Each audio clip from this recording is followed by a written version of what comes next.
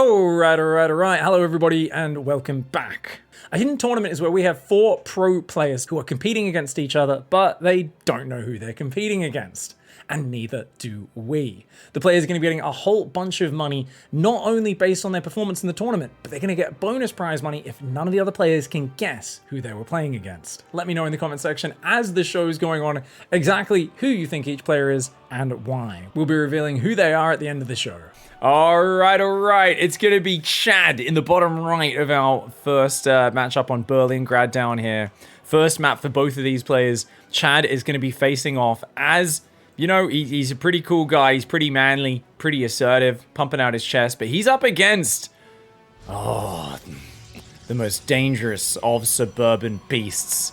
That's right. We are talking about the McMansion Karen. And she is here to demand a refund in the top left side of Berlingrad. It's going to be a real fucking pain to take her down. I can already tell. You know, right when you think you finally dealt with her, she's going to feel like she needs to get the last word in. We'll see if Chad's just manly enough and warrior-like to take her down anyway. It is going to be a barracks into a gas geyser. And going to be a probe moving across the map as well. So we've got barracks into double gas. Alright, it's a one basey Terran opening. I love that this is the modern age of it. Now...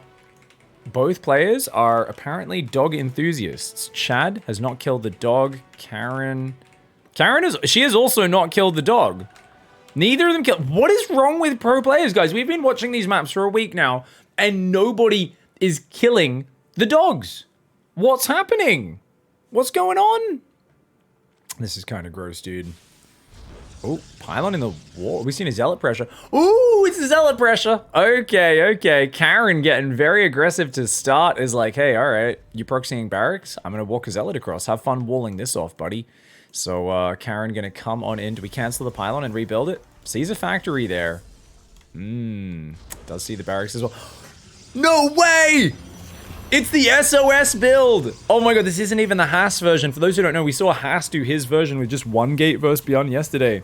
But dude, this is such a cheeky, cheesy build. The Reaper is right there. Karen thought she could get away. She says, this is my store. I'm the customer. I'm in charge. And unfortunately for Karen, Chad's barracks was right there. The Reaper comes up, doesn't get a second pylon down, has to cancel both gates, drop an Nexus at home. This is not starting out well for Karen. Chad deflects the attack. A second Reaper on the way. Thinking about that low ground command center after such a good start. A Zealot is here, though. That Zealot, if it backstabs, it could be kind of annoying. Oh, my. Sorry, guys. My internet just spiked there for a second, but we are getting on top of it. Reaper going to try and take down some of these units. Let's see exactly what happens. Reaper's going to bounce back towards the natural, going after that probe. Does he get it? Ooh, okay. Probe gets out of there. Reaper trying to back off for it now. We'll be able to. 2 Reaper Hellion. That Zealot waiting. Karen patient. You know, at first view, she just seems like a bit up herself, like she needs to assert dominance. But this here shows a sort of patience and guile that one would not have expected of the suburban Karen. Chad, though, 2 Reapers and Alien. 2 Adepts, pretty good defense against this. They will kill these units very quickly. They need to cancel the shade. Cancel the shade. You can't let them get past you. Yeah. Got to protect the probes. The Zealot's going to go in at the same time.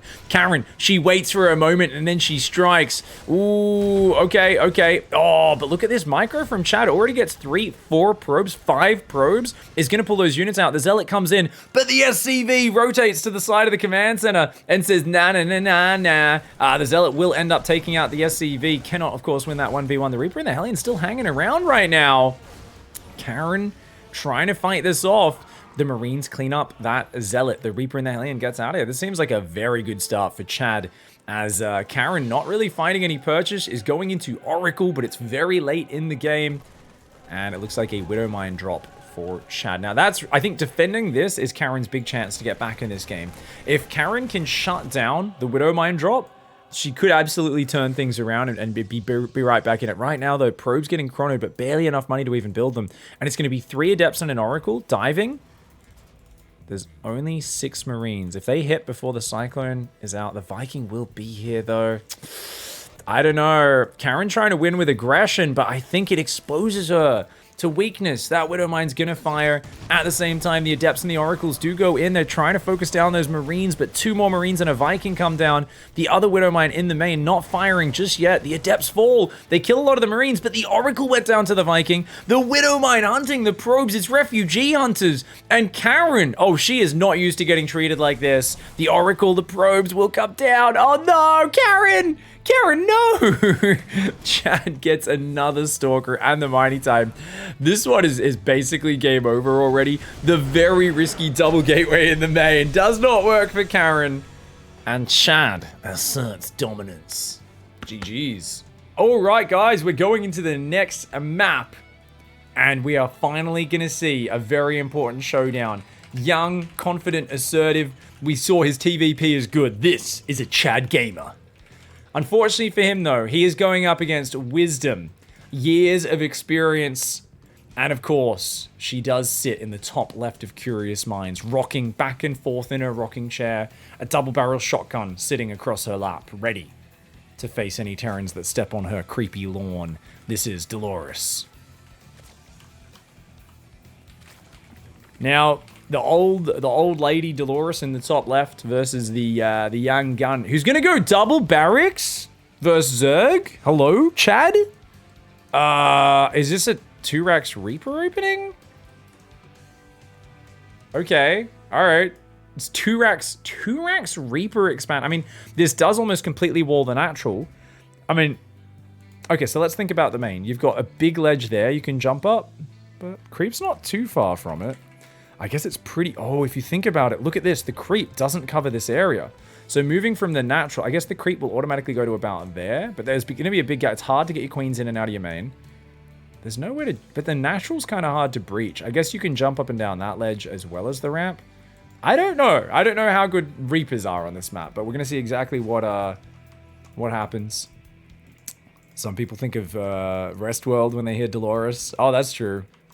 I mean, it is an old lady name, right? If you're out in the Wild West. I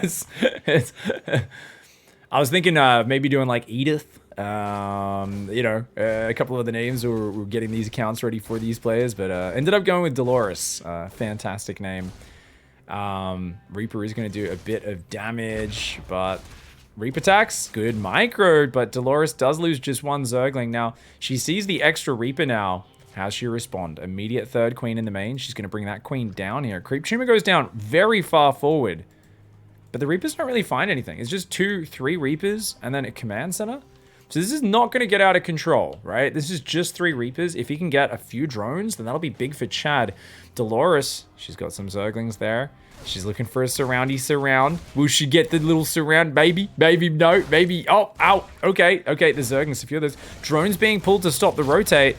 But this looks like it might be a one-way trip. One Reaper goes down. The grenade bouncing that queen away before she gets her last shot. Oh, Dolores! A couple of her kids a little bit aggressive there. One of those drones goes too deep, and so she does lose a third drone. And you know what? This actually might just be worth it. This is only 3 Reapers, and I think she treated it like with a lot of respect. She went 4 queens. Her third's super delayed. She actually, because she's respected it so much, it feels like, you know, even though she saw the command center, you've now got a 2-on-1 sort of setup, 2 barracks, a factory. He's got a very quick third CC well before she started her third. Just 3 Reapers seems to have done the damage. And I think, yeah, maybe she should have been a little more cautious there with defending it, because taking that damage does hurt. And this map does have some big wide open areas as we cross through the middle.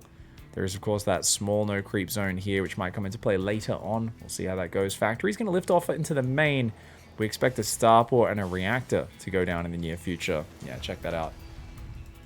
Just waiting for that 50 gas. So Chad here lining up this build really nicely, often uncharacteristic, or not uncharacteristic, but unusual start, I should say.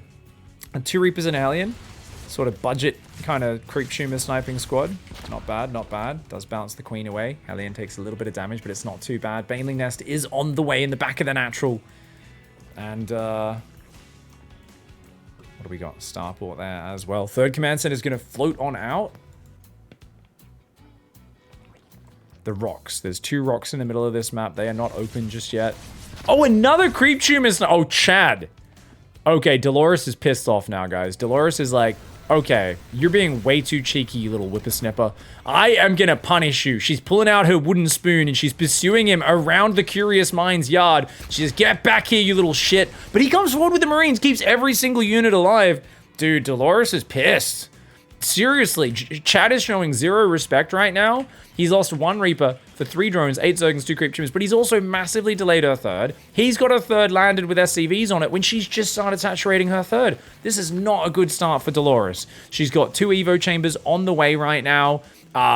What is going on here? 1, 2, 3 barracks, starport, factory, 2 engineering bays. I mean, okay, it's going to be a standard bio transition from here. And look at this, Chad's already moving across with the Marines before the medevacs are even ready. Chad being very aggressive. She's going to go Baneling speed is Dolores. She doesn't have the gas to make 1-1. So she did the pig. She made double Evo chamber, but only had 1 gas geyser. She's just started mining her other 2 gases. So, doesn't quite have the upgrades lining up. Oh, because she had to make all these Banelings. That's where her gas went. She's worried about this attack. And I mean, Dolores will survive. She'll hang on.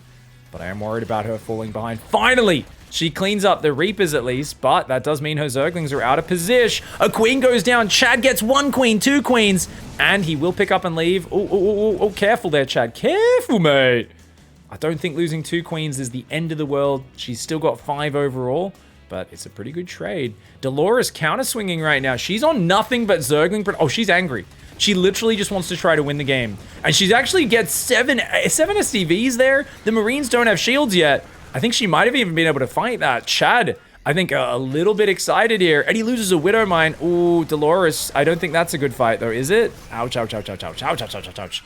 Baneling speed's about to kick in. Chad here wants to counter-strike. They're both on pretty low economies. She's just building nothing but Queenling Bane. She started 1-1. His 1-1 is miles away. Remember, this was a bit of a messy start with that Reaper opening. He's created an indentation in the creep here in the center. The Queen's going to take some Widow Mine hits for the team. The Marines get surrounded and lifted. Ooh, okay. Widow Mines get some okay hits. They're not going to be game-ending. Remember, Combat Shields is done, but the Marines are very weak. And oh, he pulls into the corner. Chad, very well done there. He saves some of these Marines. Can he defend the third mineral line, though? She's in his face. Her work account sucks. Remember, this is not a long-term economy.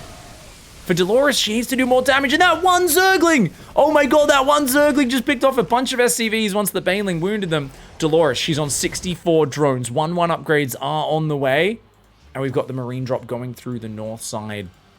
Widow Mine's out there as well. Okay, we've got Marines on the way. Factories, starports as well. Marine drop is going to counter on that north side. And the thing is, remember, Dolores is in a budget situation. I keep mentioning her drone count's not that good. She doesn't have anything other than Queenling Bane, guys. 63 drones. If you're playing this style, she'd really like to get to 75 drones. If she can fully saturate her 4th minerals, that's good, because then she can afford spores. She can afford more lings to take some wasteful engagements to split her army up. But Chad! Ooh, Chad loses a drop. Sloppy play. He's moving across the map now, but that's also a pretty small army. Both of them are working with these small squads. This is kind of an extended skirmish situation where neither side's giving the other one time to kind of build up the masses, and it's turning into that slippity-sloppity game.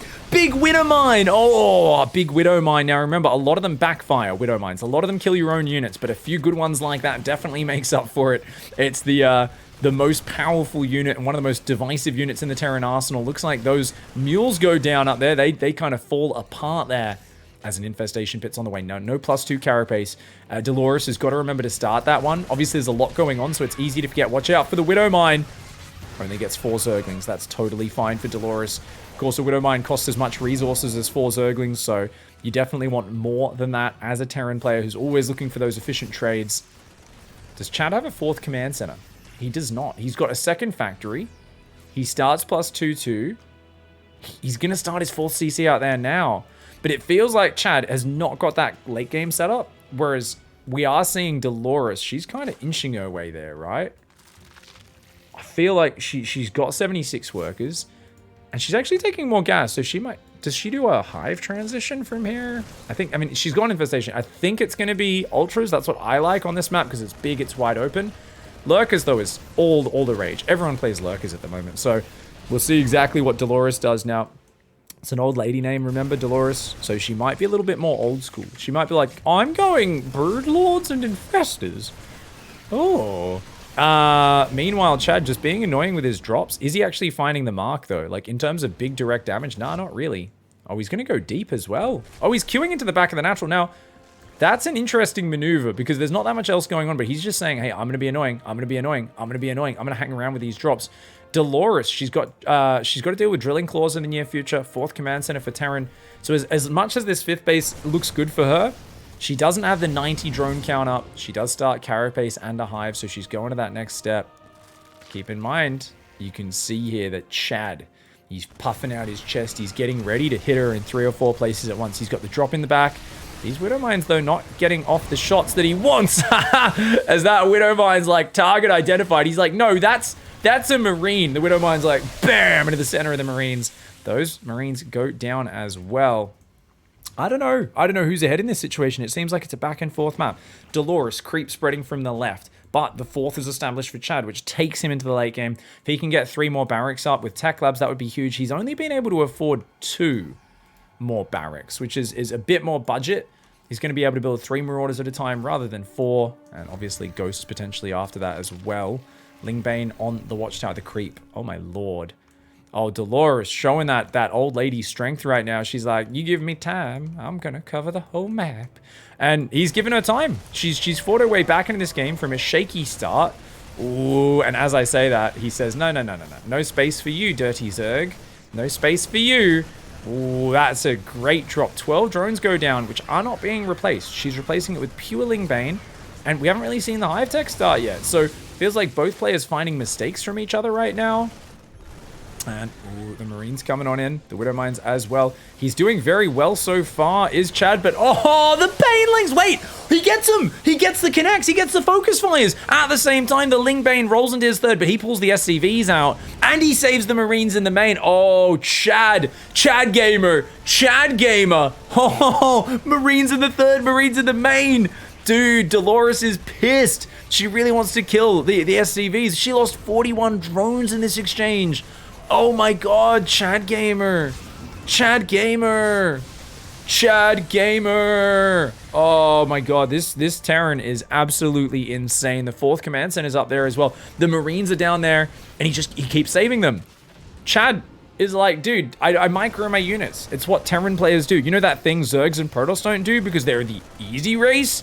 I'm a Terran. I picked this race to show how good I am at micro. Not to be an effing coward who loses my Marines to Banelings like a dummy. Redrops in the natural. Picks up just as the Baneling gets there. Dolores is hashtag triggered right now. Oh my god, she's got to call Karen and get some advice because she's got to be pissed. This is such a frustrating way to go. He's just hitting 4 or 5 places at once. She's getting overwhelmed. I think her old lady brain can't handle the 4 or 5 prongs of the Chad. These Marines in the north will finally go down. But, I mean, look at that confidence. Honestly, just Chad is like, I don't need to clear creep. You can cover the map in it. I will just kill your economy anyway. And Dolores is trying to recover drones. She's trying to, but she's taken so much damage. It's a bit of a disaster. Oh, okay. Those Widow Mines go down. This base rebuilding, 60 drones versus 81. Now, Dolores, she's rebuilding, and she's got +3/3 Adrenal Ultra Cavern. Is Chad going to give her a minute? I think Chad needs to keep pushing, honestly. He's got... His army's kind of small. It's mostly medevacs in his army right now. He does need a few more rounds of production, but he's got to push soon. If he waits too long, a few Ultras plus Mass Transfuse could hold on. Her Queens are way out of position right now. That Widow Mine kills the Queen. They're walking off creep. Going walkabout. Not the best maneuver there by any means. But Kindness Plating's on the way, and... Oh, Widow Mine drop. Sorry, I didn't see that. But it gets cleaned up. Okay, yeah, it gets cleaned up. Doesn't get the drone hits. Dolores defends. She might want to just give this base up, potentially. Oh, don't lose the drones. Dolores, that's your soft spot. The drones, keep them alive. She's going to go for an attack, and once again, does at least force the SCVs off the line. I mean, she's delaying Chad's mining. She's just not getting those big impacts that she might want. One medevac goes down, but it didn't have anything inside of it. Good micro to clean up the 3rd here for Chad. Great creep spread. Chad's going to start multi-pushing. Uh-oh. Dolores, I told you she needs time. She needs time. She doesn't really want to be in a pitched battle right now. She's just recovered her economy to 70 workers against the massive 80 SCV Chad economy of the Terran. And look at this. Chad is not going to give any time. Chad's not going to give any time. Chad's going to push through the south side. Medevacs there in the north. Biomine Oh, a bit of a friendly fire mine. Not the best mine hit. Not the best mine hit, but there's not enough units, is there? Okay, no, that's just changelings. Oh, she cleans it up. She doesn't take any economic damage. She has 2 ultras with chitinous plating on the way. She's about to have 3-3 catch up on the upgrades. The upgrade lead is going to disappear, and Chad has not done game-ending damage. And remember, if you run past the creep and go, I don't need to clear creep, my name's Chad. Well, guess what? She's still got creep on 90% of the map. So as much as he's done damage on creep, he's going to continue fighting on creep, and we know how ultras perform on creep. An ultra on creep, it's like giving bloody steroids to your bloody guy in a wrestling match. It's pretty effing good. Command center does go up in the top right, though, so keep in mind that is 5 base Terran, which means the economy is going to be extended and protracted there, going on for quite a while. Oh, he's getting in there. He's causing her trubs. The ultra coming in from the backside does get some good hits on that bio. Oh, that red hit point medevac gets out. Okay, so Chad saves 2 medevacs worth of units. He's still up 20 supply. But you know what? I still believe. I believe there's a chance for Dolores. It's just that there's a ghost transition. And now Chad says, okay, I'll clear creep in the bottom, I guess. We've got a random spore in the back of the main showing how annoying these drops are. I think it's because there's 1 drop back there. Indeed, there is. The queens are going to try and hunt that one down. They will very slowly deal with that drop. They chase it into the spore crawler, but it will unload. So that queen is going to struggle. Big ling run by... Ooh, okay, that's nice, but you don't want to throw these units away, Dolores. Uh-oh, Dolores got to get out of there. Run! Watch out! Oh, the Widow Mine takes a lot of those Zerglings out on the way home. Now, Dolores looking to get aggressive, but I don't actually think she has the numbers. She's at half the army supply. She's got to play defensive. She's got to buy time. These Widow Mines causing her trouble. The lack of creep spread here also causing her trouble. There is still a Marauder in the main base. +3 Marauders take almost no damage from +0 Queens, guys. That Marauder will not die. That Marauder's like, yeah, I'm just going to stay here. This is my house now. He starts setting up a tent in the back of the main base of Dolores. And Snipe's going down on the Ultras as well. Oh, not quite the numbers. I mean, the Ultras, like I said, they're very good on creep, but finally the creep gets cleared a bit. And Dolores has to tap in an action-packed back and forth match. Chad coming out the victor. Okie dokie. Here we go, guys. It's going to be the first time they're facing off. Down here in the bottom left, the Chad. And in the top right, the one that considers the Chad his arch nemesis. Little does he realize the Chad is actually his best friend. This is the Nigel. Lonely in the top right side of the map. That is a PVT. Chad, it looks like Chad's gonna proxy racks. So Chad has been doing 2 racks Reaper, proxy barracks, right? It's been all shenanigans out of Chad so far. Chad wants to take the fight to the opponent early and keep him off balance. And I don't know if this is Chad's style or if it is simply something that Chad is doing to throw the opponents off. Because remember, with this tournament, if your opponents cannot guess who you are, you get bonus prize money on top of whoever actually gets to the top of the table by the end. So this is actually a scenario where sometimes throwing out false build orders can be a good idea. Now, of course, we are on stripper booty right now, glittering asses. And, ooh, Nigel.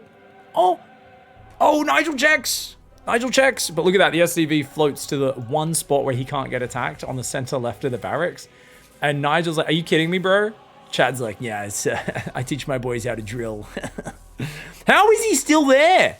Have you guys ever seen an SCV sit in unattackable position for that long? RNGesus is on Chad's side, apparently. Oh, he's going to eBay block as well? Oh, Chad Gamer is such a dick. Oh, he's so annoying. Nigel is like, leave. Nigel's got to be a little annoyed at this as Nigel Chronoboost, a zealot eBay block is there. Pro pulling back. Factory. 1 worker pulled off gas. So 3-2 on the gas. As probes give up on killing the eBay, they're like, nah, Reaper's almost here. I think if a few more probes pulled, Nigel could have done it. The question is, does Nigel defend the probes or go after the eBay? It looks like Nigel is just going to defend the probes and take a 3rd base. Oh, brings in the other probe to try and get it down, maybe. Reaper going after him.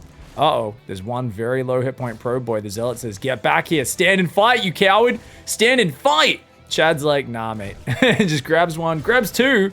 Oh my god. And avoids the probe surround. Oh, Chad. triggering this Protoss player. Meanwhile, Nigel on the other side of the map, the probe versus the SCV face-off continues. Neither player has expanded just yet. Chad drops the command center, very safe on the high ground, very conservative. And Nigel finally is going to get the Nexus down. Does not have any tech. This looks like a better opening for Chad than Nigel, definitely. And so far, I mean, remember, this is the fight for who's going to go up 3-0 so far. There is 12 best of ones, 6 best of ones per player in this tournament. Go 3-0, you're halfway there to a perfect record and a dominant first place finish in this tournament. So this is, of course, the hidden tournament for anyone who's just tuned in as well. We do not know who the players' real names are. We just know one's a Nigel, one's a Chad. There's a Karen out there. There's a Dolores as well. Stargate's on the way on the high ground. It's going to be a very late Stargate. Now, that's an interesting choice. The delayed Stargate. The Stargate is one of the best scouting structures in the game, but it's kind of slow to kick in with the harassment. So, Stalker versus Reapers. Obviously, the Stalker can beat 2 Reapers. 3 Reapers beats a Stalker pretty handily because there's so many Reaper grenades and they can micro in and out, but 2 Reapers, kind of hard to take it down. Oh, Cyclone locks onto the Zealot, which does allow the Stalkers to run in. But good micro by Chad. He says, no. My unit's more mobile than yours. Building a tank, building 2 more barracks, and this barracks coming back. These Reapers are going to try and look for the Zealot. Oh, Chad, a bit ambitious there, mate. Oh my god, Chad wants that Zealot so bad. Dangerous micro from Chad. Chad trying to show off right now, honestly. Phoenix play for Nige. Now, I think Chad scouted the Stargate? Yeah, so it's pretty late Phoenix play. Economy advantage for Chad. I mean, I think Chad might just be on another league from these players. You know, Chad's just these openings. No one's ready for it. Even scouting the barracks. I mean, yeah, there's a bit of luck with the barracks. Obviously, SCV not being touchable, but it seems like such a good start for Chad. Finally, the Phoenix and the Stalkers shut that down. But this is at the end of a series of events that's very good. 5 probes doesn't seem like that much for 2 Reapers, but you gotta remember how early it was and the fact that the Nexus was delayed for so long. So I look at this, 31 SCVs to 31. You've got 3 barracks up, a factory, a starport. Protoss has a Stargate and 2 Phoenix on the map. This is not good tech for the later stages. Nigel right now is like, oh yeah, this is not good. Nigel wants to pick up the tank to disable it and do a Stalker push.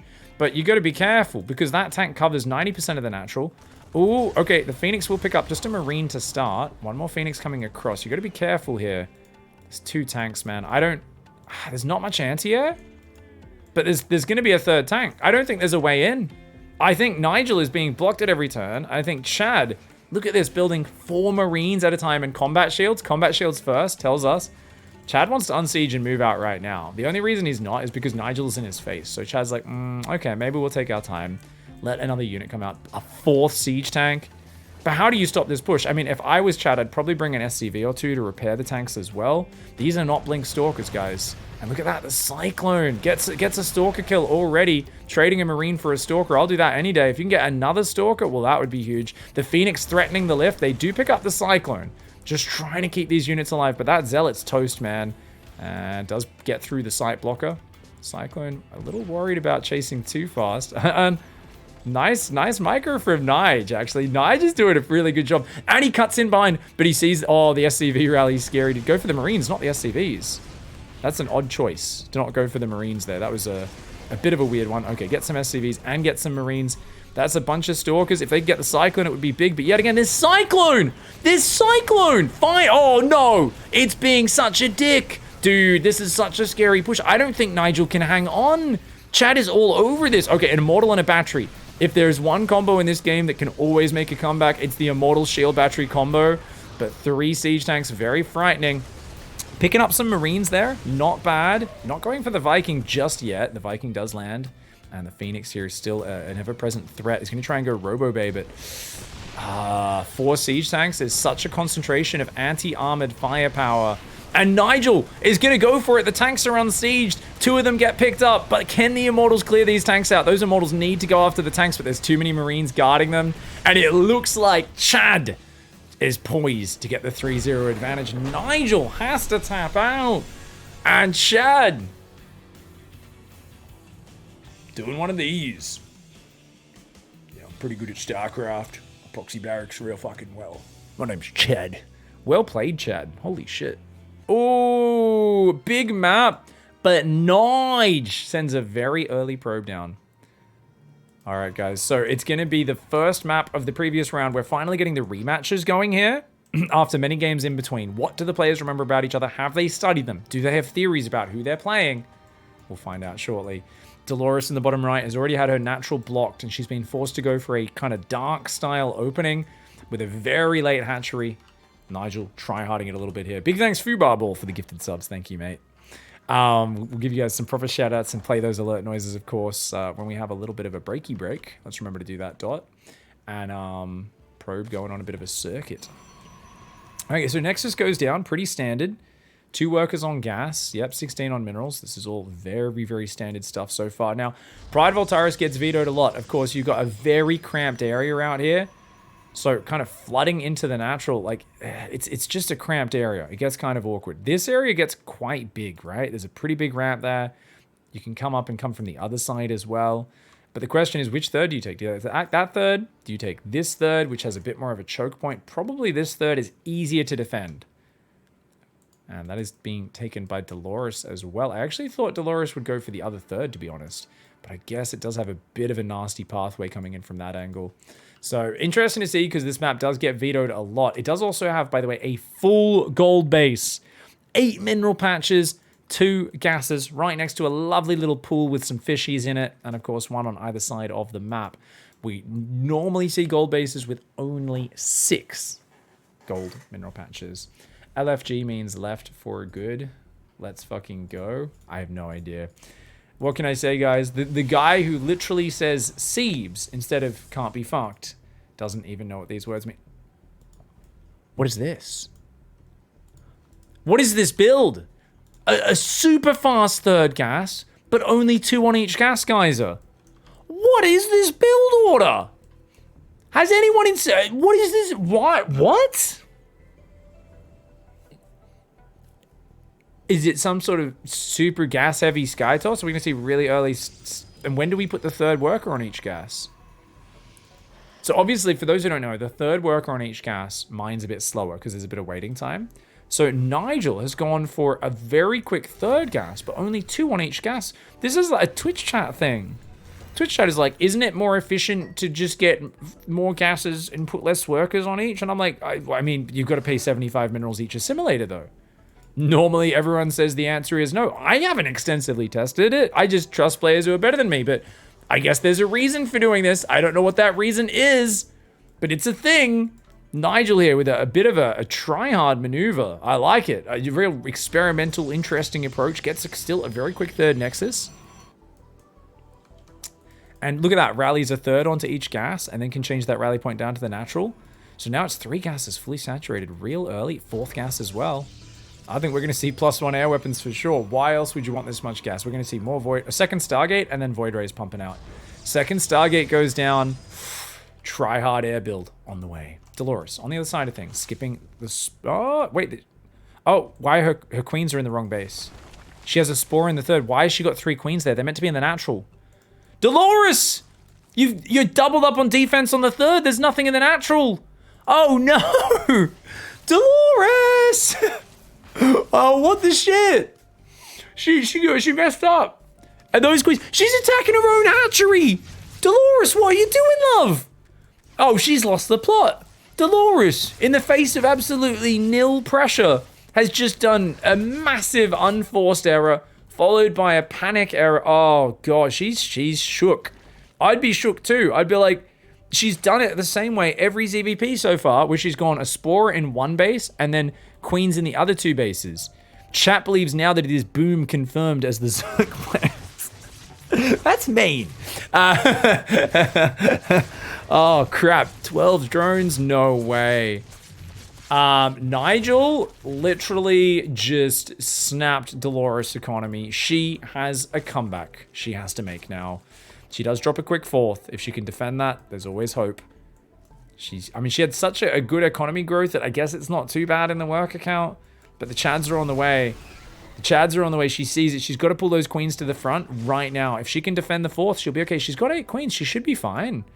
Nige, though, very good economy as well. Now, he's got +1 ground, which means we're going to see Twilight on the way soon. He's building more pylons. He does hit a slight supply block on 93. Queen's a little slow to get down here. Ooh, is the rotate into the main. Uh-oh. Oh, no. Oh, no. Dolores, her queens, she's trying to split them, but it's a reactive split. It's not a pre-split. There are 2 spores there to help anchor this position. 4 queens on the low ground as well. Okay, she's okay. Whew, good start, though, for Nige. As Dolores is in trubs. Void Rays there, hitting the creep tumor. Okay, Gateway's on the 3rd. We've got Robo, Twilight in the natural. Void Rays are going to pick off some creep tumors. A couple of those do go down. Got some more Gateways. It's going to be a Blink Swap! It's 8 Void Rays with +1 into Blink Stalkers. Oh, this is a very standard way to play. So, it's really not. This is bizarre. And it's kind of like a surprise. I'm just going to try and kill you with Blink Stalker Void Ray. And the thing is, basically, if you get... Oh, no. So Dolores, she's doing exactly what you do versus Mass Void Ray, right? I'm making a Spire. I'm making an Infestation Pit. I'm making Queens. So Dolores is going to be so focused on the anti-air, and if she doesn't have enough units to deal with just Stalkers and Immortals, she might just get overrun on the ground, right? If you're there, you're like, I have 15 Queens and 5 Infestors and a Viper. And you're like, oh, this is all good. And then they're like, oh, I have 30 Blink Stalkers with +2 attack. And you're like, huh? Now, Nigel is taking a 4th. Nigel there wants to make some magic happen with the swap into ground. Doesn't want to get caught on mass air. So I think, honestly, I've talked a lot about how the easiest way to beat Queens and Infestors is just add Disruptors. So look for your Robo Bay going down any moment now. Might just go pure Stalker and just man mode it, but Disruptors are so good versus these units. Oh no. She's going 18 Queens. She's going 18 Queens. 18 Queens and 8 Infestors. I mean, she's getting upgrades, which will help, but she's not going to have enough supply. She's got 90 drones. She's going to need to build, like, dozens of spines, I think, to survive this. And she's just got no scouting, right? Let's go to her vision. She hasn't seen anything. You can see on the minimap, she's barely seen the base. So watching this from Dolores' point of view. Oh, fungal! Okay, quick recall is the only way that they're all going to get out of here, I think. The Lings can provide watchtower vision. Oh, doesn't chain all the fungals. Okay, I thought another 1 or 2 might be used. Gets a few voids. But you know what? No scouting. And oh, she sees it. She sees it. Oh, what? It's a ground army. Ultra Cavern right now. She's got to drop an Ultra Cavern right now. And oh, she's supply blocked as well. No way. The Queens are getting caught out. A good fungal. The force field trap. Nigel. Nigel. I mean, they always used to call him Nigel No Friends when he was growing up, but he's embraced it. He says, Nigel No Friends. I don't need no Zerg friends because I'm going to rip their bloody faces off. Does he though? Queens are tanky. Queens are killing a lot of stuff. Is there anything behind it? There are 25 roaches on the way. She uses another fungal. Dolores' queens are down. She's got 30 roaches about to pop out. Can she get them together? There's still an Immortal. There's still sentries, a Warp Prism, and 11 gateways. Oh my god. And a Chad blink forward. Nigel learning from those matches against Chad says, just be confident. Just get in their face, man. Gets on up. The Ravager's going down. A surprising... Who goes into a Blink Stalker push after 8+1 Void Rays? Dolores is like, are you effing kidding me? Who does that? Dolores knew she was on the back foot. She knew she needed to hit the perfect macro to catch up with the Queens and the Infestors, and she did it. She hit all of her points. She just forgot to scout to double check what the follow-up was. And she's like, what's your massing ground? And Nigel just goes, bop. And takes yet another win. Very well played by Nige. Right now, we have second place player in the bottom right. This is Nigel. And it is, of course, a rematch of that PvP against Karen in the top left. We need to have a free-for-all with Protect the King, like AoE 2. Oh, I've never played that mode. Isn't it? You get like a... Yeah, there's like a mode in Age of Empires where it's a Protect the King, where it's like the win condition is just killing your opponent's like hero unit. It's so ridiculous, dude. Big thank you, Juke, for the 10 gifted subs. I wonder if there's a map like that in StarCraft. Probably is. Custom mod where it's just a normal 1v1, except you get one hero unit. And you just gotta like protect it at all times. Thank you, everybody. We've got the gateways there as well, guys. Gas is on the way. Nigel going to be moving forward with that probe. Gateway there. Gas coming on in. Big thank you for the love, everybody. dot spamming chat while I'm casting without actually mentioning that it's her that's typing. I've been saying this all along. Okay. No worries. All right, so what do we got, guys? PvP, pretty standard openings here on Berlingrad to kick things off. Now, at this point, I think there's no holds barred for Karen, right?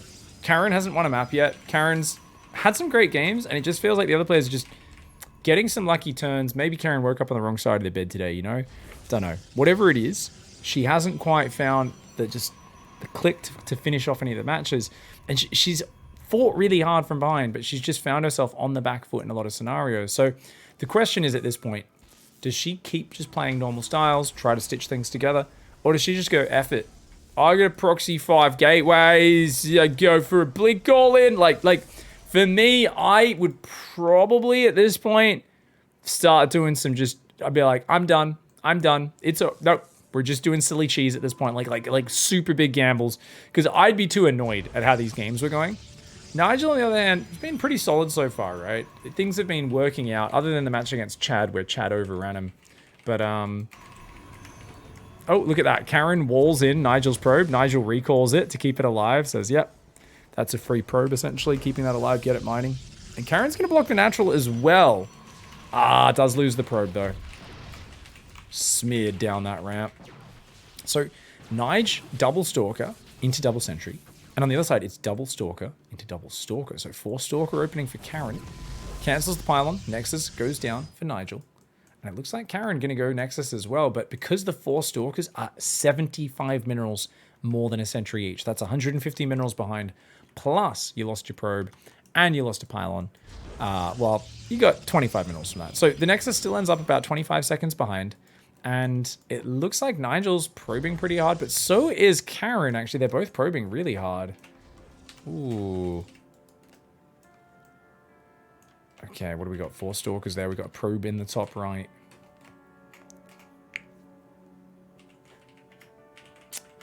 At this point, the chat has put out so many excited ideas. Has every player been correctly guessed? Now, I think, to give some tips to the Twitch chat, I think I've seen every name, but not associated with the right players. Okay. Yes, I think. Yes, that's true. To be fair, I've seen almost every pro gamer's name mentioned in chat so far, because there's been so many guesses. But I don't think I've seen every right one associated with every right one. But I mean, we've seen so many guesses. I'm not even sure, to be honest. But I think we've seen all the names. I think we have seen all the names. Just not some associated with the right ones. Sometimes not. Some of them only associated with the wrong names. Yeah, no one. I'm surprised. Yeah, surprised with some of them, that some people are close, and some I'm surprised that people are so far off. But I said proxy 5 gateways. I said for Karen proxy 5 gateways, but instead Karen's playing normie defensive players. Like, nah, we're gonna play a good solid blink opening, and it's Nigel who's like, time to get dirty, down and dirty. So Nigel here with this probe is like, oh, I'm gonna take a 3rd base. He kind of wants the hallucination to see that, right? And it's actually a 4-gate blink attack. Now, there's no forge, which would be the tell. But if we notice, Karen is not doing a lot of hallucinations because these sentries are so late. So Karen, this is 2 different PvPs where Karen's gone very late into sentries. It made more sense, I think, in the Oracle game as like a decision, but now it almost seems like a pattern, right? A player who goes heavy on the Stalkers, late on the sentries versus early on the sentries, late on the Stalkers style. But, oh, you know what's really bad here is Karen's like, hey, I'm going to get aggressive. And that, I mean, there's a window. There's a window where you have a few more units because you are warping in more frequently off your 2 gates. But without knowing that your opponent's got 4 gateways, that is a problem. And your 3rd is slower.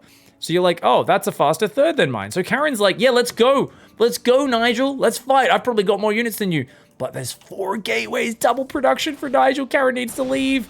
Uh-oh, Karen committing to an attack here. It is an ill-fated attack. Those sentries going to try and do some force field. Tries to walk up the ramp. Wanted to do the force field on the ramp. Okay, he's going to just kill some probes and then blink and recall. We're going to see a blink and a recall here. Karen, blink, clump, recall. No? Oh, no. There's no energy for recall. Karen wanted to recall there, press the button and realized there was no energy. No, Karen, not like this. Oh, look at that. 45 energy, 47 energy. Oh, no, Karen. Oh, that is a disaster. Oh, no. She says, pick me up. Pick me up. Where's my fucking ride? Where is my taxi? Oh, no, Karen. That was an unfortunate mistake there for Karen. And Nigel was already wanting to do a 4-gate blink attack. So Nigel going to pull out some brutal stalker timing now. And yeah, shield batteries ain't going to get any time to finish. That one's going to be depowered. And I think Karen might just be done there. You know, I don't think it was a bad poke, but because Karen is so blind on the scouting with no hallucinations, didn't really have the info, and pushing when you've gone Forge early is always very dangerous. So +1 upgrade, it's a nice advantage, but the overcommitment, and it would have been okay if it was only Stalkers, but the Sentries made it a very kind of inflexible pressure. And I mean, Nigel here, just doing really well. The Immortal might be able to hang on for now, but Nigel's already killed the 3rd. There's no pressure. Nigel adds Charge. Nigel adds Forge. Nigel has the 3rd base Mining versus a 2 base Protoss, and it seems like Nigel here looking fantastic. Stalker's going to blink on back. Ooh-wee. Okay, very well played. Gateway's going down. Charge and +1 are on the way. And Nigel's just going to go for a Gateway Explosion, finish it off with Zealot Arc, and I think this is a great way to finish things off, guys. Yeah, this should be a very nice way of finishing things off and trying to get everything activated. Karen, of course, is desperate, and she says, you know what? Warp in 3 sentries here. 2 sentries? No? Oh, she's going to go pure blink. Okay, so she's just going to try and kill with 1 big attack. She's like, everything, all in on production, right here, right now. 6 gateways, Stalkers, and Immortal. Blink up into the high ground, and let's see if we can break it. And you know what? Oh, those Stalkers messed up their blink. Uh-oh, 3 Stalkers still not up here. Bit of an awkward ledge to blink up. And there we go. Okay, the Stalkers are here. Karen's going to siege up and try to warp in 1 more of these Zealots for Nigel. Very tanky, very useful units there. That Immortal taking a bit of damage, but the Prism does save it. But oh, isn't able to unload in time. Nigel with the decisive blink forward, already at a massive numbers advantage. I think getting rid of the Prism will seal the deal. That was actually a really good idea from Karen. Makes this fight surprisingly close with how far behind Karen was. But at the end of the day, Nigel, dominating performance once again, gets the 1-0 victory. GG's. All right, everybody, let's go. We are going to be going into the rematch of the Zerg vs. Terran. Down in the bottom left, it's Dolores going into Stripper Booty. That's right, glittering asses. In the top right, double Reaper Hellion, double Barracks Reaper again. Chad. Okay, Chad, he did this last game against her. Chad says, I like to put pressure on from the start to assert dominance. If you let the other player just sit in their corner of the map in macro, even a virgin can look good. But I need to make sure my opponent showcases their skill level. Chad coming in confident, strong. I mean, he's already looking for the tax. She's built 6 Zerglings, but she's continuing to drone, even though she's seen the 2 barracks. So I think this time, she's not overcommitting as much, but she's got to watch for the rotate in the main. Pulling 2 queens to the natural, I think is a mistake, honestly. I think maybe, I don't know, she's building 2 more queens. Can she... So the problem last time is she lost like 4 or 5 drones and a bunch of mining time. So it was just a bit of a bummer. Nice conservative creep tumor. That'll allow the creep to get connected. Zerglings come forward there. They're just there to protect the mineral line. Chad's going to go for a runner. No. Got to pull back Dolores. Okay, Dolores does defend it. She's got 2 more queens popping out. And her Overlords will see the Reaper rotate. So she should be quick to return. Overlord is getting sniped by the Marines. Oh, Chad!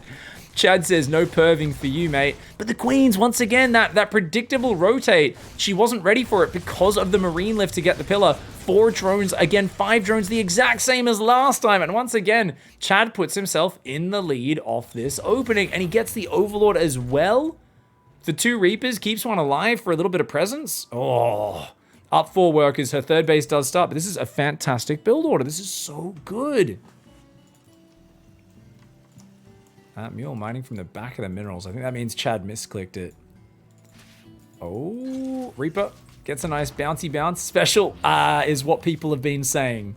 Everyone says definitely special or beyond. So there's two choices, Beyond or Special. Vote right now. Type it in chat. Can you scroll up to it as well? I see 5 people saying Beyond, 3 saying Special. They're saying no one else plays this way. 1000% says Siege Fiend Special, but there's a few people say it's definitely Beyond. There's no way with the Reaper Micro. Scroll down now. What do we got? Euthermal. Oh, that's the other Reaper guy. Could be Kelazur as well, right, guys? Oh, Vindicta. Yeah, Beyond, Special. Future. Now every Reaper player of all time is getting mentioned.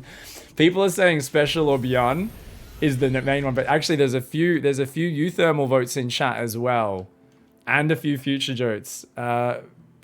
Is Jason that good with There's a few different votes on who this Reaper player is, guys. Innovation says Asian Glow there in his military outfit playing. We do not eat raw onion in Poland. Only rednecks do, or guys that come back from smoking a cig and they don't want their wife to find out.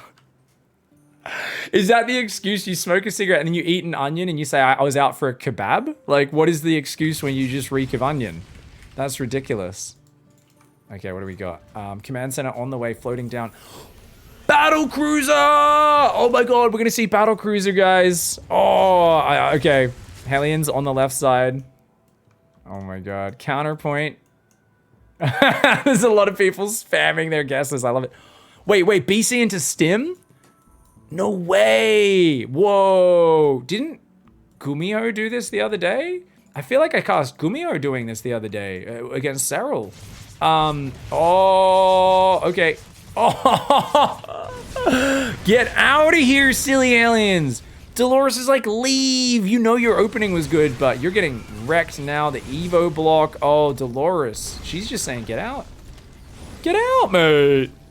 Okay, very nice, very nice. Meals dropping on the third. 1, 2, is that a third barrack? So 3 barracks, double engineering bay upgrades will start. But it's a single battle cruiser, no Yamato. And a Chad teleport on top of 2 spores! Oh my god, if there is not a more Chad maneuver than that, then I don't know. Gets 6, 7 drones. Can it get 8 before it leaves? No, it cannot. 7 drones. Chad teleport right there. That was Florencia OS. Didn't know about the spores, but just goes right in. The double spore, of course, well ready for it. And a very, very, it's still delicious. 7 drones, right? It's not bad. You can go home and repair, maybe pick off some creep. The problem is, of course, this is glittering asses. This is stripper booty. And unlike a regular booty, it is large and in charge. This map is massive. And if you get a head start on that creep, it's going to be hard for the bio to push. That being said, their last matchup was on Curious Minds, right? Smaller map, but Chad just kept multi-pronging, right? And we saw Dolores could not keep up with it. So it was actually really difficult to kind of hang on there and see how it goes. 5 barracks? Yeah, 5 barracks. Okay, what do we got? Spire is almost finished. All right. Evo chamber. Second Evo, Baneling Nest. All right, so that's interesting. So I think Dolores thought it was mech, but now she knows it's bio, so she's like, okay, I built 6 roaches, but no, I got roach speed. Now let's go back to Ling Bane. So Dolores kind of got tricked by the battlecruiser into thinking she was playing against mech. Now she is going mutas though, which will shut down the BC and just be a good general unit. And I think with so much creep spread, that's always pretty good. Carapace melee, not too far behind the 1-1 because of the battlecruiser. To me, I look at this and I feel like it's a better spot for the Zerg. But on the other hand, 8 mutas, 9 mutas, 4 more mutas. So you're going 13 Mutalisks, 6 roaches. You've got no Ling Bane, no Bane speed, and Marines with Stimmer coming. I think Dolores is being too greedy, guys. Bane speed just started. She needs to be massing Ling Bane. These Marines might just kill her. Honestly, I feel like it shouldn't happen, but it's just a bit dangerous. Dolores right now, oh, and look at this, the BCs and the Hellion coming in for a bit of multi-prong. So that pulls her attention around. She is on Zergling production now, but a lot of her Zergling's going to get roasted, as well as some drones. The mutas are going to fly in, though, and do some big damage. Oh, no, Chad getting slaughtered. Okay, the Hellions get cleaned up. The Marines are going to push in, but as I said, there's not many units to deal with that. They do have 1-1 in shields. The Lings need to fight. The Lings need to fight. Oh, no, Dolores. Her old hands, unable to deal with it, but she does cock her shotgun, loads and fires right from her rocking chair. She is playing in her rocking chair right now, and ZVT is a very mechanical matchup. A little slow to pull the drones, but she's done so much with the mutas. Does it really matter? Dolores, she loses a whole mineral line on the right side. She should be able to gather the defenses. I think this definitely favors her. She gets a tank. She gets 36 SCV snipes. And that is going to be a massive, massive turn of events for her. She gets the turret back in the main. She's cleaned the drop up down there. Yes, she lost 19 drones, but she killed 40 SCVs.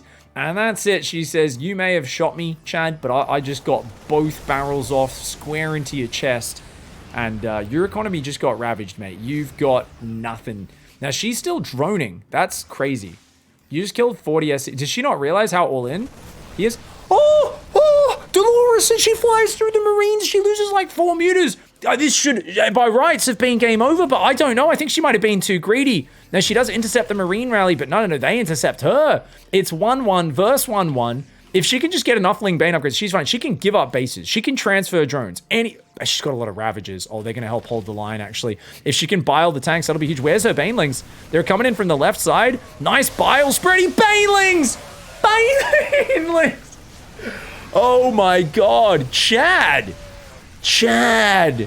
Oh my god, showing some cast splits there. I love you, Cass, you're a legend, but let's be real, those were some cast splits. The Marines just stand their ground and take those Banelings on the chin. And I'll tell you what, unless you're that zealot from the Legacy of the Void intro video, you should not be taking Banelings on the chin. It was a last-ditch effort there for Chad. But it did not work out. Dolores there with the lovely surprise mutas doing massive damage. And Chad, his economy just got torn apart. He drops a map. And that means he's not in the lead. Him and Nigel have both dropped a map. And that means in their next rematch, it's going to decide the winner. So I think we'll save that to last. All right, guys. Well, we just realized that as this is the last round, these players have already locked in their result. It's currently 0-5, having a tough run of it is Karen in the left, and already at 2 wins and 2 losses, it's Dolores. Or 2 wins and 3 losses, sorry, is Dolores over here on the right. So Dolores is locked in 3rd, Karen's locked in 4th. I said, look, you guys aren't really going to be able to play the most regular, the most meaningful match. Are you down to maybe play a little bit of an old school flashback? Do you want to, are you down for it? Since technically there's no placement on the line, there is only information to be gathered about the opponent. They said, sure, no worries, host it up. I giggled to myself and I said, they don't know what they're getting into. And I've hosted Core Hull Carnage Knockout. That's right. This game was played only ever once in a competitive time. It was the grand finals between Showtime and Nurtio. And let's just say, I don't think either player was happy to be playing here. So for those who don't know this map, you can break down these 2 cooling towers and it will smash rocks down there and completely block your base off from the opponent. You can also, there's rocks here, which are blocking you off. And then you go up there into a 3rd, which is also cut off from rocks. So there's these rocks that go all the way around. Now, what's really great, I believe they changed this, so it's always cross-spawn. When this map first came out, it wasn't cross-spawn. It was like, you could spawn anywhere. So basically, it could be that Karen spawned here, and then Dolores spawned here. And Dolores, like, breaks the rocks and is literally in Karen's natural and 3rd base. It was so stupid when I think they made it cross-map only, so it's not as ridiculous, but it still is like, yeah, if you commit to a rush and they get these coolant towers down, you're trying to break these other side rocks down to open up run-by paths, but it's such a silly map. Speaking of which, hatchery into a hatchery, 3 hatch before pool for Dolores. And Karen is going to be doing what looks like a zealot pressure here. Maybe thinking about using the zealot to break the rocks down. Okay, so Karen here is going economic. I think Dolores has really got the right idea of the map. Is like, oh, I'm just gonna go super greedy. This is so ridiculous. Chat has a theory. They've actually said, yeah, no, I've actually done a lot of research. I interviewed a few of the people at Blizzard, and they did tell us this map actually emerged from Dustin Browder's wet dream. So he woke up after a wet dream. Sheets were a little sticky. And he said, I dreamt about a map greater than anything we've ever seen. We're like, what's the concept, Dustin? And he said, rocks. And we're like, what? And he's like, more rocks than you've ever friggin' imagined, mate. We're like, what the shit, Dustin? Why are you so obsessed with this rocks mechanic? And he's like,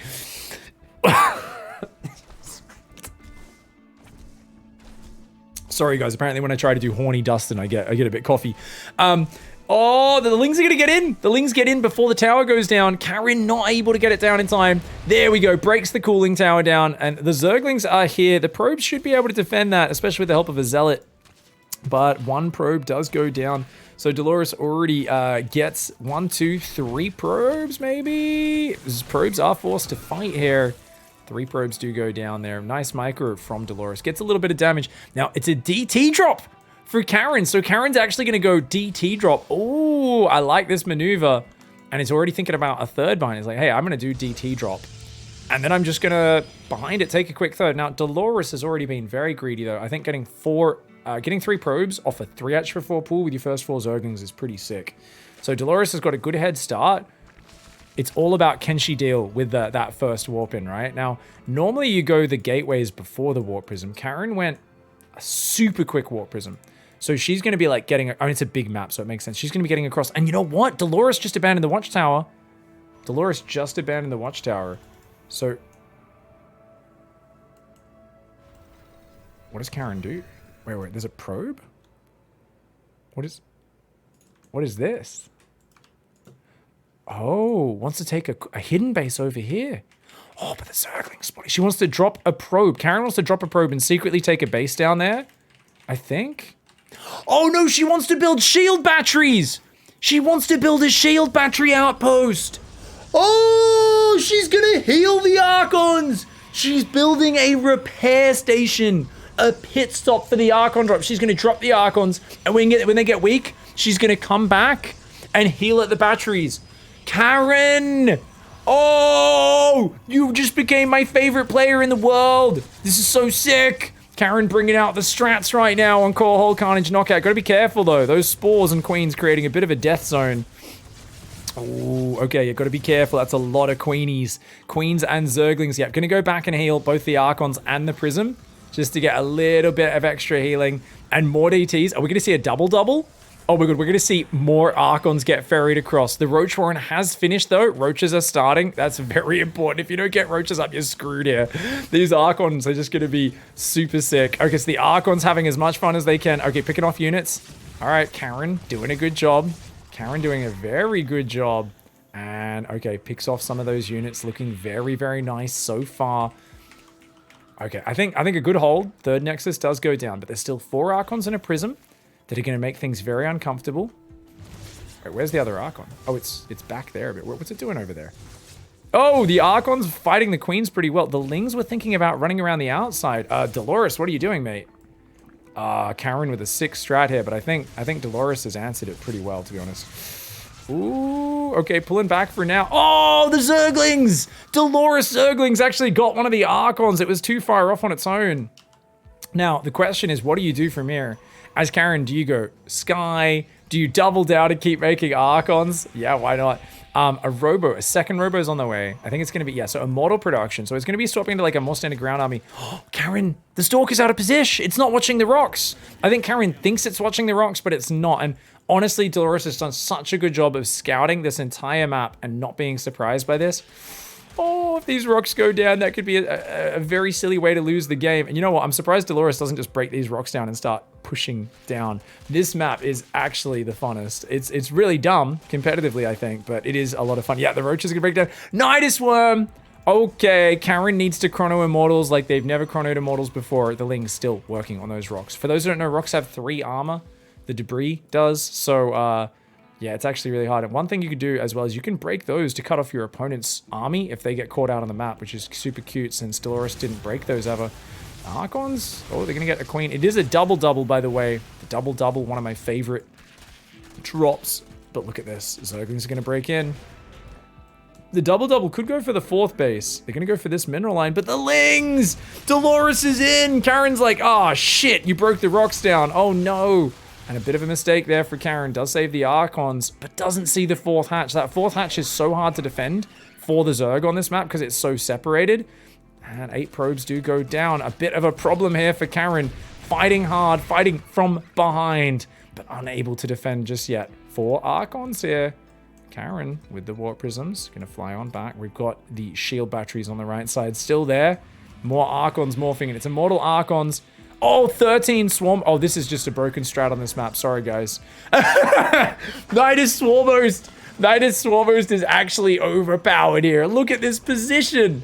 How do you defend all the different Nidus Swarmost positions? Okay, this is actually immediately Dolores saw this map and was like, I know how to play it. Oh, no. Oh, that's so unfair. So unfair. The double Archon drop comes in. It looks like one more Archon. Getting low, not quite dying yet. That base, will it survive? No, it goes down easily. Very well done. And Karen's going to have to tap out. Yeah, understandably. I love the strategy from Karen, though. Such a clever idea. Dolores scouting it on the way, though. It was really unfortunate. Well done by Dolores. Gets the scouting and shows us how to play Core Hole Carnage Knockout. GG, well played. Alright, alright, alright. And Nigel and a Chad walk into a hardwire store. What is going to happen? Does the inquisitive Nigel, the nerd, the tryhard, figure out how the tools work and how to win the game? In the bottom left, it's Nigel. But in the top right, the Chad. Will confidence behoove him? Because if Chad gets lost in the hardware store, unlike the Nigel with his lack of confidence, the Chad will simply make eye contact with a store employee and ask them, where can I find the hammer? Where can I find the nails? A Chad is not afraid. The Chad will find a way, right? So confidence, but probably kind of stupid and a little oblivious, the Chad in the top right, up against the player who will probably, simply through their intelligence and inquisitive nature, find a way to use the better tools. I don't know what's going to happen. What I know is these players are tied up 4 wins, 1 loss apiece. Whoever wins this gets first place in our hidden name tournament, and they get the #1 prize pool. In the bottom left, we've got Nigel. In the top right, we've got Chad. Chad is once again opening up very aggressive. The last TVP, Chad opened up a bit more normal versus Karen, but all the others, it's been double gas openings, proxy barracks, very aggressive builds. So a nice mixture of things coming on in here. And that probe coming on forward for the scout. No scout for Chad. Chad just puts the depot down. The probe might try to break the depot. Yeah. So you see the depot only has 44 hit points. The SCV does fight the probe, though. He says, taste my drill. And whoa. Oh, he gets a drill off without getting hit back. Very nice. The probe there being a good little tasey boy. Now, he's just checking up the ramp because Nigel wants to see if there is an add-on on the barracks. He was like, did you cancel a Marine, build a reactor?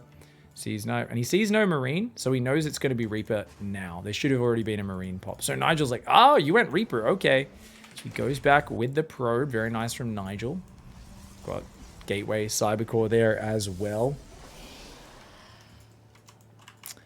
This probe rallied to the back. Move it there, bro. Oh, Nigel, attention to detail. So if you mine from there, guys, it'll pop in there, it'll pop out there. So it'll just waste you a bit of running time. But we saw Nigel, very high-level player, attention to detail, clearly, is building a shield battery. Just for a little bit of extra safety and hiding a probe. Now, Command Center does go down on the low ground, so this is a Reaper Hellion. This is a TVT opening, essentially. Okay. So TVT opening, and straight into a starport and a reactor. So probably Widowmine drop behind maybe 2 Reaper Hellion pressure. Probe comes in, and it should see that command center. Yeah, nice scout for Nigel. I think that's well worth sacrificing a probe this early. It's the first unit you've lost. Now you know what you're up against. 2 Reapers and Aliens are going to try to come in. Nigel's got a sentry. Oh, that's cute. And is building a shield battery in each middle line. So very respectful play from Nigel. An adept, a sentry, a stalker. The sentry is there to hallucinate. So that's going to send a scout across the map. I'm pretty sure 75 energy about to be hit there. And there we go. It's going to send that one across. Adept's up there. Oh, Adept and Stalker in the main. Oh, shut down. Oh, damn. And look at that. Oh, and the Adept as well. Oh, Chad, not finding a good start this time. I mean, he only loses 1 Reaper technically, but just very impressive defense. He has forced 2 shield batteries though, so to be fair, Nigel there, maybe over-respecting this a little bit. 2 shield batteries. It looks like a gas got cancelled and armory's going down. Chad did not see a robo. Didn't see that it was Twilight either though. And I think seeing a sentry thinks, well, you probably can't afford a robo and an observer. So the first 2 Widowmines going across. It's another 25 seconds, though, until that armory is finished. So it's going to be a little bit until they're invisible. And more Widowmine drops. Ooh. This is going to be a Widowmine bonanza. This is going to be, I'm going to drop Boomy Boys, then I'm going to drop more Boomy Boys, then I'm going to make Boom Boom on your Probe. That essentially is the strategy of Chad summed up right now. That Reaper, can it get out of there? Oh, yes, it can. Walks in, walks out. It's a distraction. Here comes the real Boom Boom.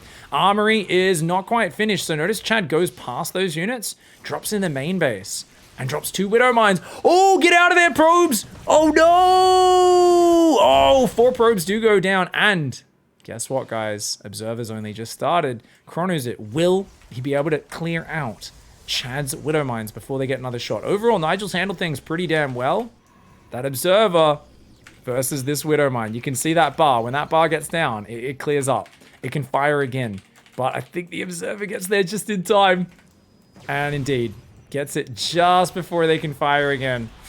That Robo was 5 seconds later. That Observer 5 seconds later. They get to fire again. It's a big disruption. As it is, though, Chad's attack defended pretty cleanly. Chad only now adding a second barracks, and he's actually getting a bunker on the high ground, so worried about the blink counterattack, and with good reason. There's 4 gateways up.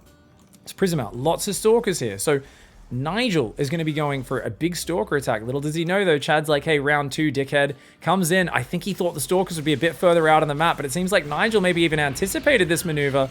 Ooh, 1 Stalker and 1 Probe. Not really big damage, but it does at least buy a bit of time here for Chad to get some tanks up, get some more barracks, get some support. And economically, this is fantastic. This is fan-bloody-tastic. Oh, Stalkers. Oh, he's going to lift a tank. Okay, so Chad has a tank and a bunker on the natural. I think that's well defended now. Yeah, that's going to cover most of the area. Oh, I don't know. Is this worth Nige? Oh, he gets the SCV, gets out. I mean, it didn't cost anything but hit points, so why not? 3rd barracks there on the way as well. And okay, right now, sorry guys, I accidentally flipped the scoreboard there. Should be Chad at the top, Nigel at the bottom. And this single map, best of 1 decides it. 14 Stalkers. He's going to go for it. Nigel blinks in, a little bit derpy on the blink, a bit slow to bust that tank. Needs to get out of range of this tank on the high ground. It's doing a lot of damage, but unupgraded Marines, no match here. He's going to pull SCVs. Marines, Viking goes down. The SCVs are pulled to buffer. The tank gets down here as well. Chad is going to try and push this back outside of siege mode, having lost the bunker. Puts you in a dangerous situation. Drilly Boy's going a bit too far ahead. Nigel says, you know what? You think you're confident? This here is a tactical and precise Blink Stalker assault. I've done good damage. I've picked off 9 SCVs. Now I'll drop the 3rd. I'll go for the charge. I'll get the 4th gas and think about the Colossus tech. But a very nice execution from Nigel. And look at that, even baiting those Marines forward. But the siege tank does cover. Tank on the high ground, bunker on the high ground, tank there as well. And it feels like the 5 barracks. Look at that, 5 barracks are up. Ooh, all on 2 base. So we're going to see about 1,000 bio units coming out for Chad before a 3rd command center. Templar Archives is on the way. Oh my god, Nigel's going to go Storm Drop. You know what? You know there's a Raven. Banking energy. That's a good idea. I really like it. I think against the tank bio style, especially if they're very 2-base, Storm Drop plus heavy charge, very good style, but no forges. So you've got +1 weapons coming in. You're going to have Zealots that aren't the best unit against a big ball of upgraded bio. The Immortals and then the Archons or Storm that come in are going to be really, really crucial. There's only 1 sentry behind this, so do we see a Psystorm or is it just Archons? For now, 60 probes, 4 gases. Nigel is going to make that Psystorm. Needs to get some High Templar in so they can start banking energy. It's a big Stalker force, so it's not easy to move across the map. Stims a few Marauders, gets a Stalker, gets... Ooh, good blink back. Nigel avoiding the big serious damage. I like that there's pylons. There's a prism out there. Making sure no drop sneaks out. Nigel very aware that if Chad sneaks a drop across, doesn't have many units at home right now, needs a bit of time to get out Storm, get a bit of High Templar. And is this going to be the creator style by the looks of it? Only 2 High Templar, not many. So it's like these 2 Storms better bloody land. The Prism's going to come home. It needs to be used with those High Templar. Did he see the Templar Archives with that? No, he didn't. More High Templar are coming in now, but they don't have Storms just yet. Now, this is a very good ambush army for Nigel, but look at the size of the army for Chad. Combat shields, not quite done. The units are there. So Chad a little worried about the Prism coming in with Zealots. Little does he know, Nigel. Oh, look at that, he scans and still doesn't see the High Templar. It's going to be such a surprise. Oh my god, Nigel. Oh, Nigel, so tactical, has hidden this. The drilly boys have been pulled. The bio is so clumped. The storm drop could be devastating. He has hidden this so darned well. So darned well. Oh, this is actually wild. Zealots are going to flank the tanks. Oh, are they though? Oh, no, no, no, no. That's a miscue. Nigel meant to send that around the left of the map. That was a mistake. That was a mistake. Nigel not used to the new map. Oh, but the storm. The storm to end all storms. Interference matrix did lock down the prism though. Another matrix. Another matrix. Stay in your cage, you friggin' cowards, says Chad. Chad doing so well to lock down that warp prism. The prism, okay, it's finally able to work, but everything's being cleared. All the supporting army's gone. Storm's its own zealots.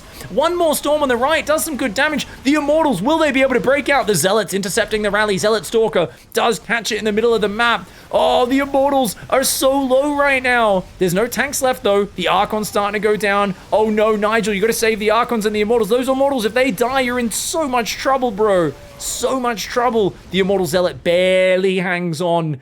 And on a 63 probe economy, almost equal army supply. I think that's it. Even with the +1 upgrade advantage, the Medivacs healing, it feels like there's a bit too much Protoss coming in, especially with the Immortals behind. The Marine rally won't quite be enough. And I think Nigel here, in a very close game, hiding the Storm drop to the last second, gets the Omega Storm to start the fight. Chad landed the Interference Matrix to stop the follow-up storms, pushed in hard, but I think that first storm was already too much. And even though the Zealots botched the start of the engagement, it looks like it worked out. Sentries are warping in there. Does a force field to try and trap this army. The Prism does get sniped. Both players just microing their hearts out, but with a fully saturated third and a DT Shrine on the way, it seems like Nigel, he might not have any friends, but it doesn't matter. He's going to have all the prize money if he can close this map out. It's been back and forth all the time long. But you know what? Chad did drop a map to Dolores, of course. Nigel did drop their previous match to Chad. But if Chad can... But if Nigel wins the rematch here, then it's going to be it. Templar Archives is being rebuilt. I guess he lost that. He did lose his Templar Archives. Oh, okay. That does make sense. I mean, what is this? 22 Marines, a tank, 5 medevacs, 8 Marine drop going in towards the main. Stalker's going to be good. Lots of gateways there. And oh, no good. I think that's a GG, right? The way that medevac just stood there. Is that the... I think that was the I know I'm dead. I think that was the I know I'm dead. Chad is going to run forward. Chad says, okay, there's 14 of you with guns.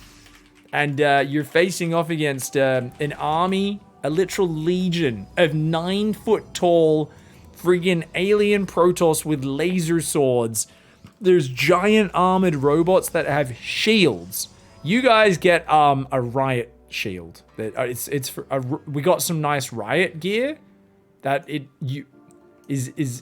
some little medevacs. They got a little healing beam. It's like magic band-aids through the air. Maybe. He's gonna pull the boys. It's a 3-tank desperate last-ditch drilly boy. DT's gonna go in. They're gonna cut the feet out from underneath this. There is some scans available, but can you even overwhelm this army? There is not that many Marines. 32 Marines versus 18 Zealots. High Templar are ready. I don't know if they've got Storm Energy. Oh, the Zealot Stalker taking a bit of a sloppy fight, but the Stormy drop! Oh, and that's just way too much Protoss, mate. The Storm drop gets on top, and Nigel finds a way to get the better tools for the job, does not trust the service person in the hardware store, and says, thank you very much. I will take this victory, for I am Nigel, and I have conquered Hardwire. GG. Gets the 5-1 scoreline. Chad ends up 4-2. Dolores in third place with 3 wins, 2 losses. And, of course, Karen, unfortunately, in last place with an unfortunate run-in. All right, everybody, we are back, and it is time for the reveals. Who did Nigel think Chad was? Nigel has said, I think Chad is Marine Lord. Okay, so Nigel thought Chad was Marine Lord. There was a few people said Marine Lord in the chat, and Nigel, our winner, said Marine Lord. Karen has guessed that's Massa. And what did Dolores guess about their opponent, Chad? What did they think? Special So these, I think we might have seen one Massa, a couple Marine Lords, a lot of specials. Dolores is with chat. The other two are with a very small minority of chat. Okay, interesting to see. All right, and who the hell was it? Who the hell was it? That's who they guessed. The player reveal. Who was our Terran Chad? Especial. All right, it was indeed special, guys. I did blurt it out at one point like a dummy, but other than that. So we just all guessed who Nigel was. You guys said Estrella, I think, was number one. There was a bunch of Neebs, S, Parting, quite a few Max Maxes in there. I think Estrella was number one from chat, though. So, well, who did Chad think Nigel was? Who did our Terran think? Okay, all right. Our Terran says that's Neeb. No way. I know who that is. I know who that is. What about Karen? Who did Karen, our other Protoss player, think they were facing in a PvP? Parting. Oh, okay. Karen said, okay, that felt a lot like Parting. They were in my face and all over me. And who did our Zerg think they were facing? Max Max. Ah, okay. 3 different guesses. So far, the pros have not guessed the same player twice. And who the bloody hell was Nigel, our winner of the entire tournament? It was Mr. Thundershaft himself. That's right.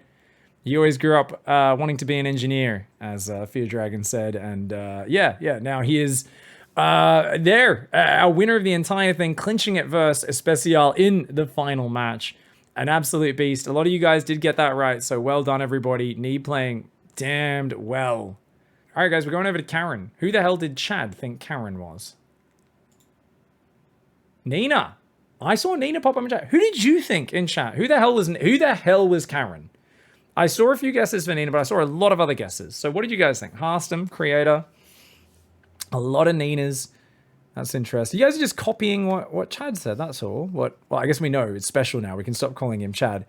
Scarlet, Nina, Scarlet, Harstem. A lot of people did think Karen was Scarlet. Or Nigel was Scarlet, actually, playing Protoss. There's a lot of people who are going into the conspiracy of Scarlet playing Protoss in this tournament. Chat was really hitting that one a lot. All right, Nigel. What did Nigel think about Karen? Who did Nigel, a.k.a. Neeb, think? They thought they were playing Trigger. Okay, the Canadian up-and-comer, an absolute monster Trigger. And Karen obviously knew who they were. Dolores. Who did Dolores think Karen was? Trigger! As well, so 2 guesses for Trigger. Ah, who the bloody hell was it, Dot? Who the bloody hell was it? We get the player reveal. Drum roll. It was Mana. It was Mana. Okay. All right. Our Polish beast actually staying up very late tonight to play for us. So big thanks, Mana. Not many people in chat guessed it. Not many people. And none of the pros guessed it. So Mana has not been guessed, which means he gets bonus cash. Now Dolores, our Zerg player. Who did Chad think they were playing in that Terran versus Zerg match? All right, Chad thinks it was Scarlet. That was one of our common ones. I think people might have guessed Scarlet more for Protoss. Who do you guys think the Zerg was, by the way? T-Ball says, I think that was Bly. Solar, there was a lot of Solars I saw throughout. Lambo, Denver, some old guy, Jon Snow, Jaedong. You guys like my Jaedong drop? Yep. Cyril, Lambo, Artosis, Rogue. All right. Artosis, definitely Artosis. Who did Nigel think Dolores was? Scarlet as well. Oh, okay. And Karen? Bly. Okay, so we've got 2 guesses for Scarlet, 2 and a guess for Bly. And then, of course, we can use their real names now. So Chad and Nigel, aka Neeb and Special, thought it was Scarlet. And Mana, aka Karen, thought it was Bly. And who the bloody hell was it? It was indeed Scarlet. And she does get double guessed. So she was the most obvious of the players. Didn't hide her play at all. Too obvious when you're playing Scarlet. Apparently everybody knows what Scarlet's play looks like. So Scarlet, terrible at hiding her identity, but a very strong player nonetheless. So first of all right, Neeb, what's the tell about Scarlet, first of all? You figured out Scarlet. What was the tell? I mean, that was the most obvious. I knew it was Scarlet like 5 minutes into the first game. Because like she's making creep tumors in her main base and try-harding with the queens and spreading creep always. So that was obvious. She shut your oracles down hardcore, so that's it. Yeah. You just like, oh, my oracles haven't killed a single drone. She skips spores in 2 bases. Yeah, and there's creep spreading in the main, and no one does that except Sasha. Really? Like not early on. So what about you, Special? How did you figure out it was Scarlet? Oh, super easy. There was 2 Evos in the main base. Only she does that. Ah. Do they put them at the natural normally? No, you always put on the main base. I mean, do other people put it at the natural? Anywhere but the main base. At least I didn't put it where you push with tanks like Raynor. Ah, no, that's a Korean thing. But that's only against mech. No. Raynor does that against Marine tank. Well, he's asking to lose. I don't know.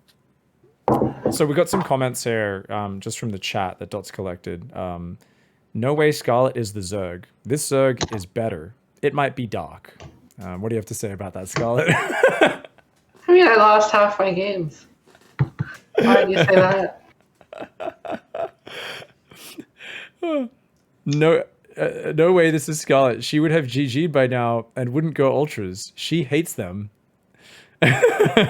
On the other hand, someone said this is Scarlet level creep though. So there was people saying it's definitely not you because you hate ultras. But you played ultras on Curious Minds, right? I saw the chat. There was a lot of guesses that it was me. None of you guessed mana, right? Yeah. Yeah. We had a few trigger guesses. You guys felt like, oh, this is a new age Protoss. What was so new age about Mana's play? I don't know. He just played exactly like the first game I played against him. The entire game, it felt exactly how Trigger played.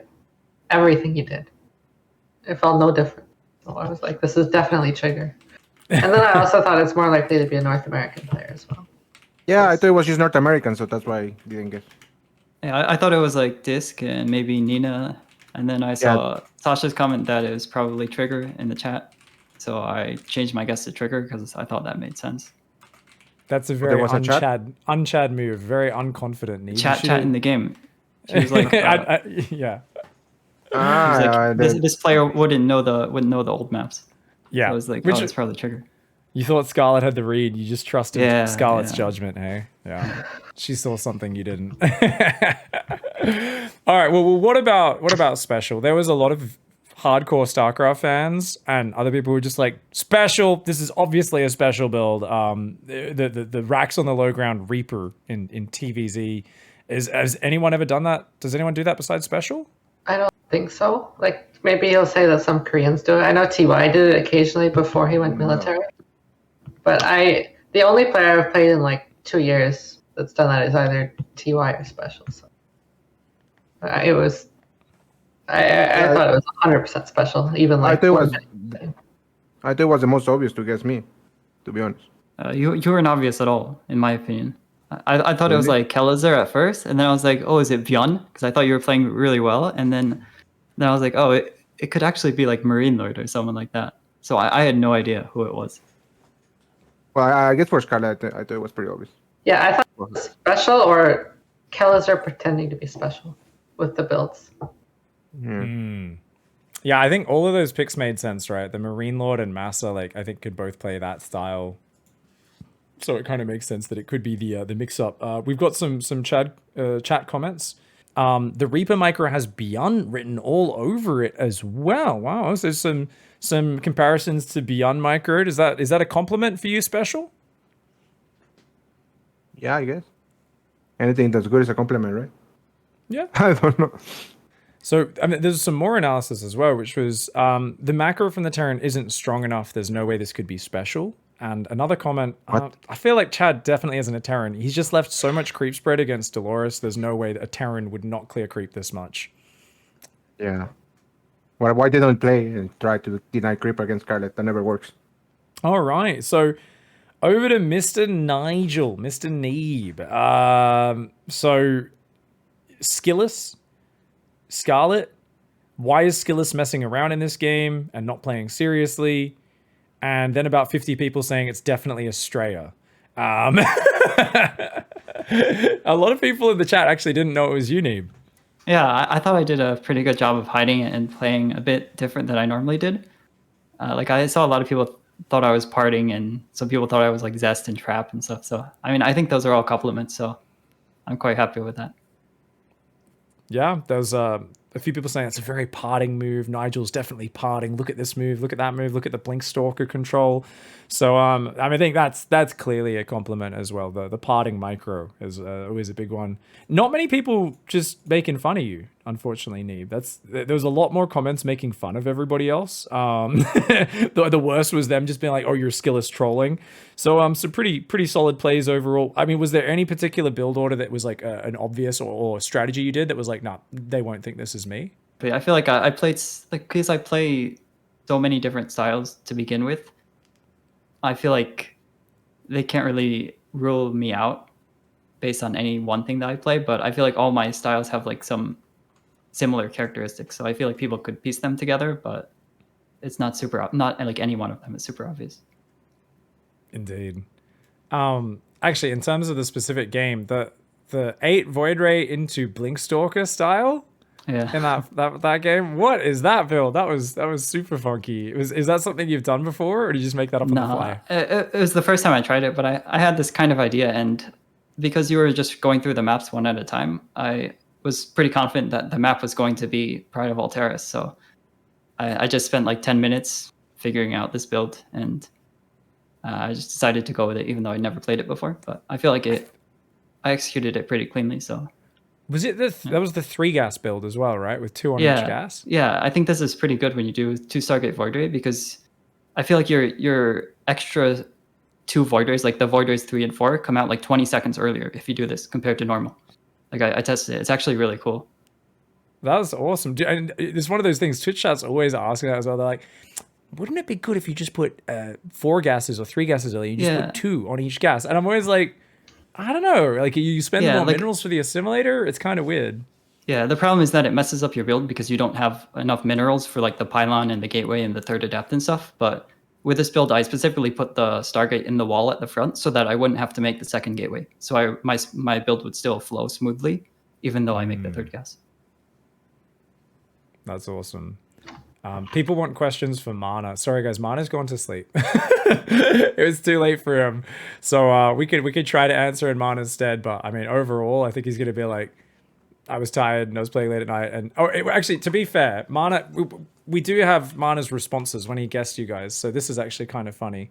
I hope he doesn't mind me sharing that, because he guessed, remember, Massa for special, Parting for Neeb, and Bly or Cham, and then he locked in Bly for Scarlet. So, nice. And then we told him them before he went to sleep, and he said, "Damn, I was way off." He's like, "Oh, I thought they were much worse than those players." He's like, "I guess I was even further off." So all right, he's like, "No worries." So Mana there kind of just having a bit of a laugh, feeling like I think maybe he thought he was playing even worse than he was. I didn't realize he was playing you guys. He clearly has some high respect for you as a group of players. So some nice words from him before he went off to bed. Well, thanks so much for playing, guys. This was an absolute treat to have you guys on and do something a bit different. And I hope to see you guys again shortly. Thanks for running the event. Thank you. Thanks, guys. Good night, everybody. Good night. Adios. Adios.